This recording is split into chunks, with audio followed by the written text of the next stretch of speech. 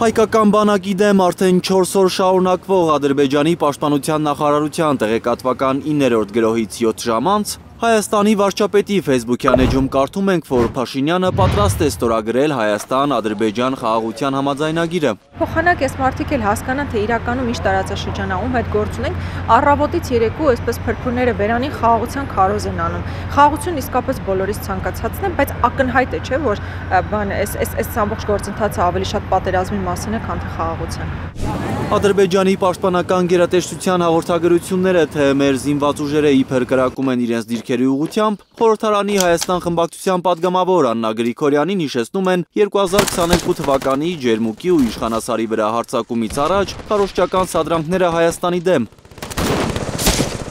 Ընդդիմադիր падգամավորը կարծում է, չնայած նրան, որ 17 կետանոց խաղաղության պայմանագրի բոլոր կետերը համաձայնեցված են, միևնույնն է, Ադրբեջանի համար առաջին խնդիրը այսպես կոչված Զանգեզուրի միջանցքին տիրանալն է։ Ալիևն այս կերպ փորձում է ճնշել Հայաստանի իշխանությանը, որ հերթական զիջումներն անի։ Այս կերպ ճնշում գործադրել այս իշխանությունների վրա, այսինքն կամ գրավոր կերպով համաձայնություն տալ այդ ճանապարհների այն տրամաբանությանը, որն Ադրբեջանն է ուզում, կամ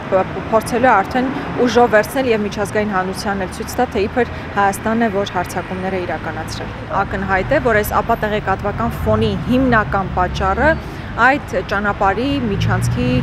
համար է, որ արվում է։ Վերջին 5 տարիներին Ադրբեջանի մարտավարությունը Հայաստանի դեմ չի փոխվել, նկատում է պատիվ ունեմ խմբակցության քարտուղար Տիգրան Աբրահամյանը։ Բանակցություններից առաջ Ալիևյան ռեժիմը միշտ փորձում է նախ տեղեկատվական դաշտում, ապա առաջնագծում լարվածություն ստեղծել։ Հիշեցնում Հայաստանի իշխանություններին, որ եթե չկատարվեն իրենց պահանջները, ապա սահմանագծի ցանկացած ուղղությամբ կարող են տեղի ունենալ ռազմական գործողություններ։ Երբ որ մենք ժամանակին 3-4 տարի առաջ ասում ենք, որ այս 1-2-3 նախապայմանը իրացնելուց հետո Ադրբեջանը նորերն է առաջին պլան բերելու, նրանք կարծում են, թե մենք դա ասում ենք զուտ ընդդիմադիր դաշտում կամ քաղաքական դաշտում դիմակայություն ստեղծելու առումով։ Աբրահամյանը կարծում է, որ 2020 թվականից մինչ օրս շարունակվող անընդհատ զիջումների մեջ իրավիճակի լրջությունը չեն գիտակցում Նիկոլ Փաշինյանն ու նրա թիմը։ Իրականությունը այն է, որ Ադրբեջանը գնալու է այնքան, ինչքան դրա հնարավորություն տալու է Հայաստանի իշխանությունը։ Մեր խնդիրը այս պահին այն է, որ Հայաստանի իշխանությունը անընդհատ տեղ է բացում, որպեսզի Ադրբեջանը կարողանա առաջխաղացում ապահովել։ Դա կլինի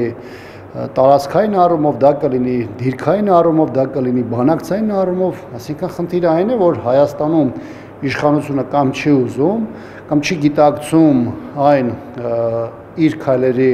հետևանքները, նկատի ունեմ առաջին հերթին անվերջ զիջողականության, պատրաստականության։ Քաղաքագիտական դաշտում կարծիք կա, որ այնինչ չկա 17 կետանոց խաղաղության պայմանագրում, Բաքուն փորձելու է ստանալ ուժի կամ ճնշման միջոցով։